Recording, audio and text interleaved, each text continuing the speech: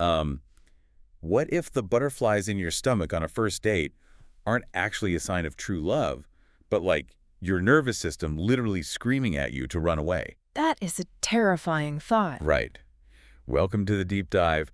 Today, we are taking a sledgehammer to everything you thought you knew about modern dating. We really are. The way we traditionally approach finding a partner is, well, it's a lot like shopping for a kitchen appliance. Yeah, 100%. We set our geographic radius, demand a specific height, a great career, and then we just assume the algorithm will drop off a flawless soulmate. And then you open the box on date one, and it is definitely not a shiny new appliance. It's a highly volatile mixture of unhealed trauma and emotional baggage. Right. And you realize very quickly that all those highly specific filters completely failed to protect you. That tension is our mission today. We're navigating this deeply messy world to figure out how to avoid toxic relationship traps. And we have an incredible source for this today. Yes, we do. It's a transcript of a conversation between Jay Shetty and Sara Al-Madani. She's an entrepreneur and the author of a book called Dear Narcissist.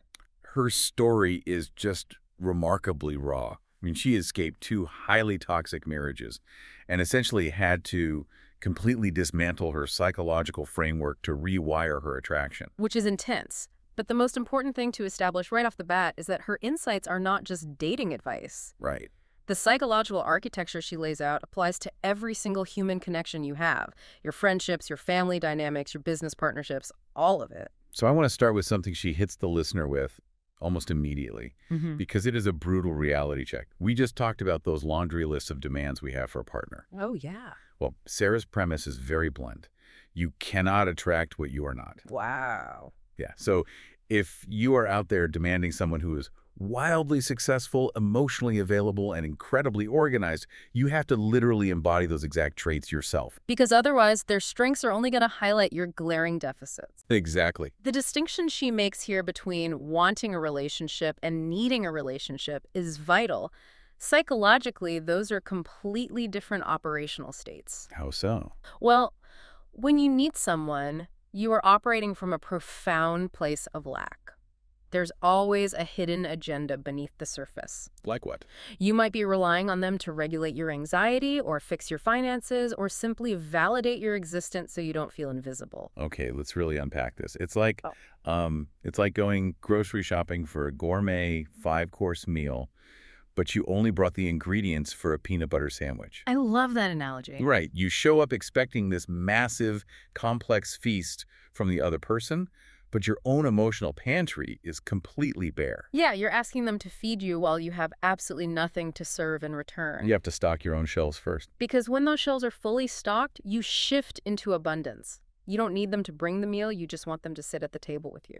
So you're choosing to share your life rather than looking for a savior to rescue you from it. Exactly. The massive obstacle we face, of course, is that society has spent the last 30 or 40 years programming us to believe we absolutely require romantic love to be complete humans. Oh, it is drilled into us from day one.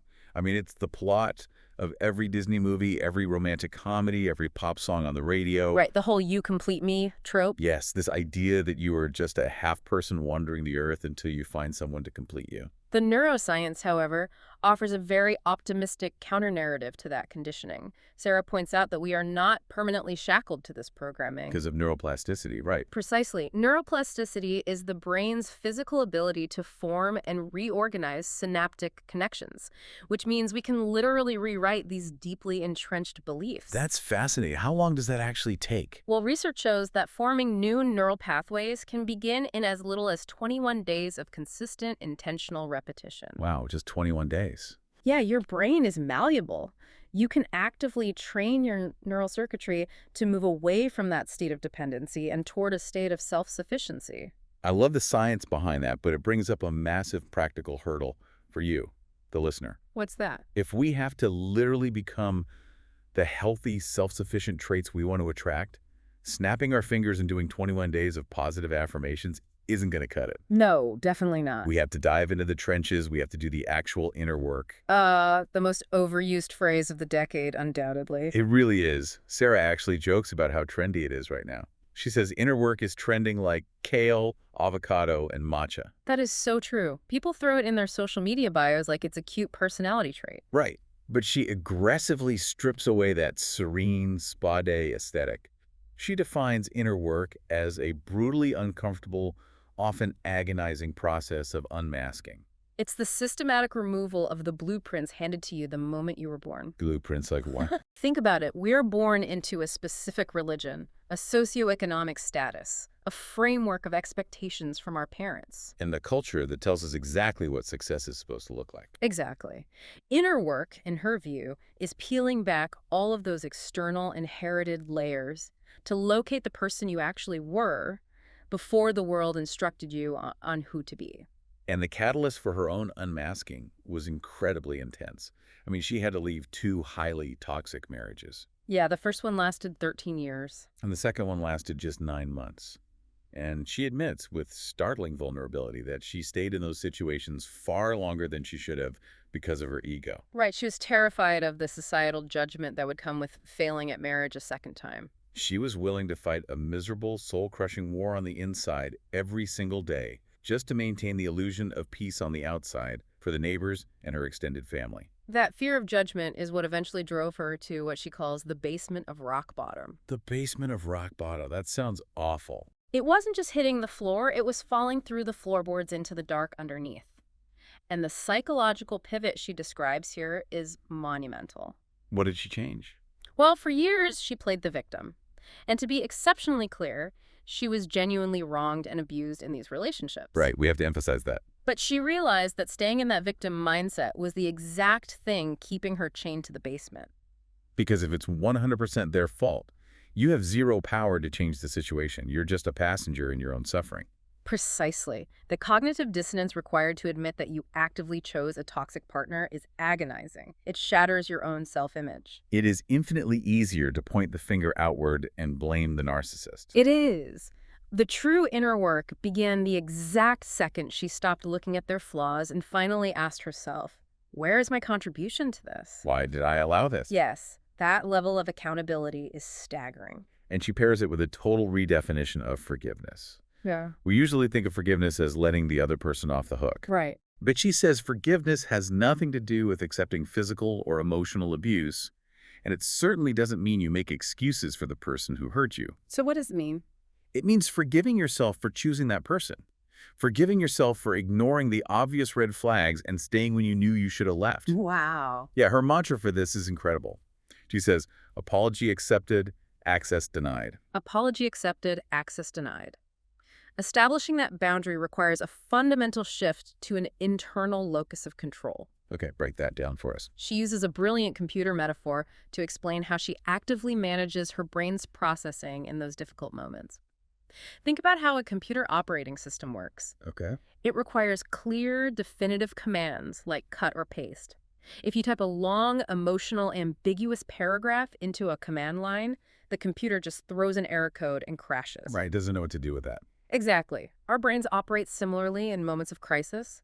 So instead of letting messy emotions take the wheel, she issues clear directives. Like what kind of directives? She tells her brain, Phoenix work mode activated. She intentionally takes the steering wheel away from the emotional limbic system and hands it back to the logical prefrontal cortex. I hear that, and the computer analogy makes perfect sense logically.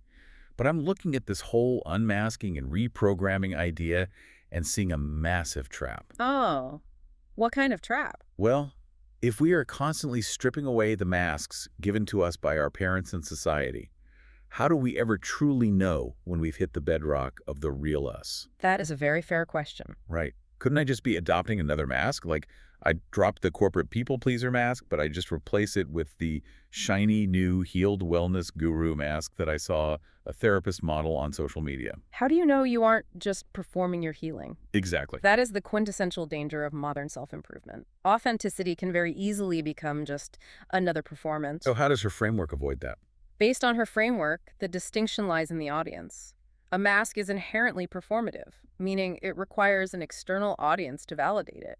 You wear it to manage how others perceive you. Exactly. But the inner work she describes is entirely internal accounting.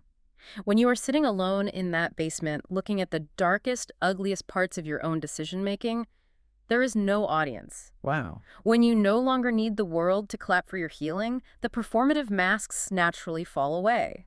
You aren't putting on a show of being healed. Your internal machinery is simply functioning differently. So you're rewiring the machine itself, not just painting the outside of it. Precisely. And according to Sara, once you rewire that machine, the craziest thing happens. The actual physical and emotional traits you find attractive completely change. Yes, because the unhealed brain seeks out the familiar, even if the familiar is chaotic and painful. Right. Doing the work shifts your nervous system's preference away from anxiety-inducing chemistry and toward calm, sustainable compatibility. She uses the concept of mystery to illustrate this shift. Her younger self thought a mysterious man was incredibly sexy. The unpredictability kept her on her toes. Sure, that's a very common trope. But the healed version of herself looks at mystery and sees it for what it truly is: a complete lack of transparency and a massive, flashing red flag. And this is where she introduces the firecracker versus the fireplace theory. Yes. It is one of the most effective visual metaphors for nervous system regulation I've come across. Let's really visualize this for a second. Think of a firecracker. You light the fuse and it's thrilling. It's loud, it's flashy, it gives you that rush of adrenaline and those infamous butterflies in your stomach. But it explodes and vanishes in a matter of seconds. Exactly.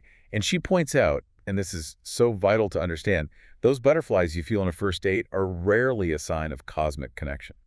No, biologically, that is a cortisol and adrenaline spike. Right. Your body is recognizing an unpredictable, potentially dangerous situation, much like encountering a predator in the wild. So it's preparing your nervous system to fight or flee. Exactly. We've just been culturally conditioned by Hollywood to confuse that visceral anxiety with romance. It's wild. Now compare that explosive anxiety to the fireplace. Right.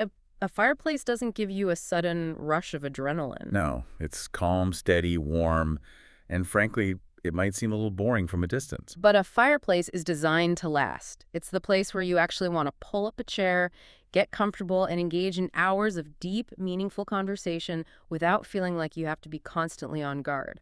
The exact opposite of that fireplace safety is how she describes narcissists. She literally calls them NPCs in a simulator. Non-player characters. Yeah, it's like they are these soulless obstacles dropped into our path purely to make the human experience harder, forcing us to either level up or get stuck in the same painful loop. She is unsparing in her description. She even details physical and behavioral red flags to identify these NPCs early on. What kind of red flags?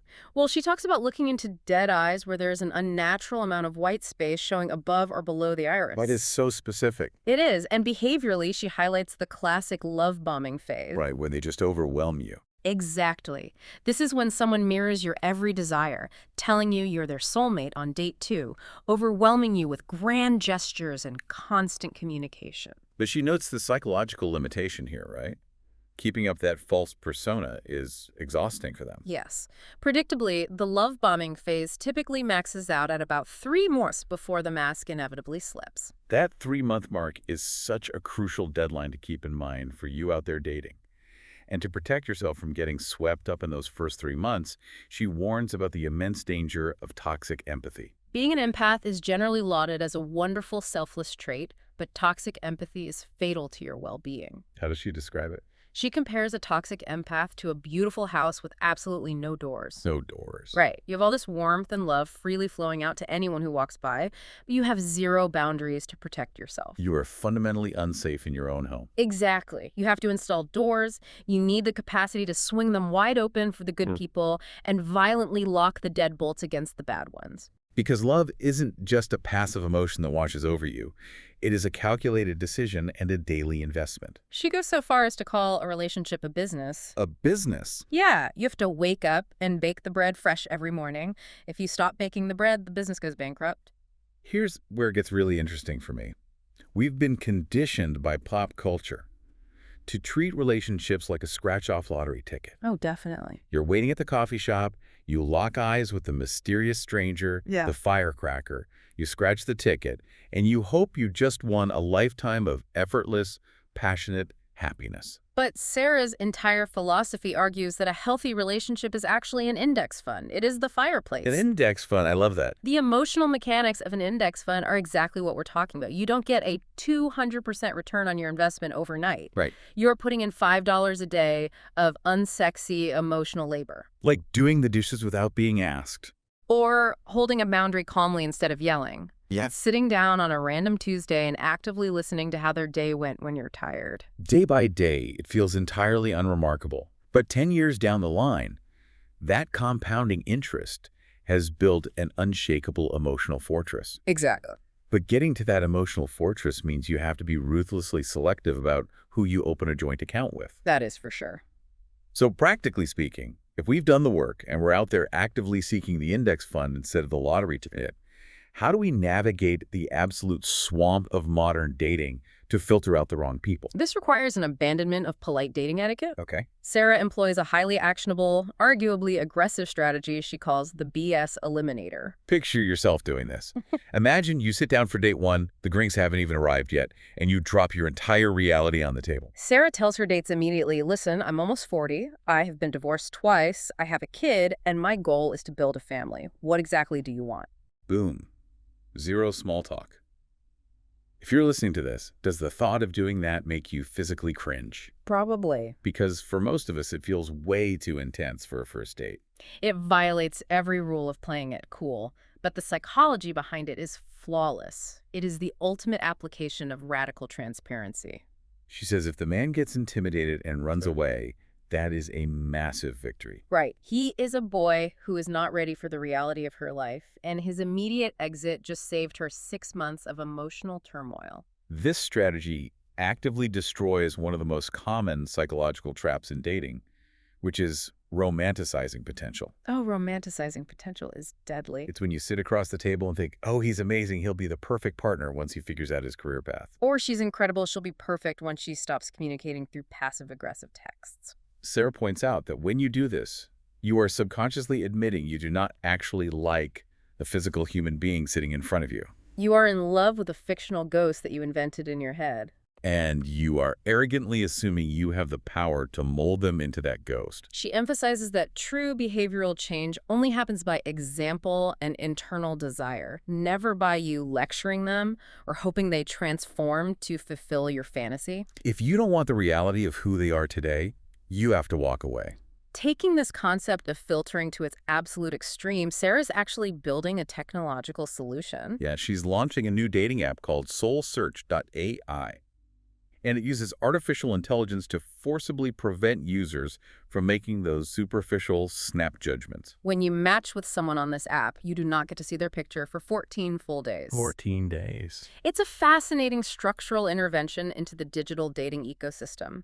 The AI completely removes the initial biological catalyst of physical lust. Instead, the AI serves as a conversational moderator. Right. It forces you to engage in deep dialogue. It feeds you prompts about your financial philosophies, your family values, and your conflict resolution styles. And incredibly, it analyzes the chat logs and will actively warn you if it detects the other person utilizing manipulative love-bombing language patterns. We are living in a moment where we're deploying a non-human artificial entity to strip away the vanity of human culture. And literally force us to engage in authentic, profound human connection. The irony is heavy, for sure.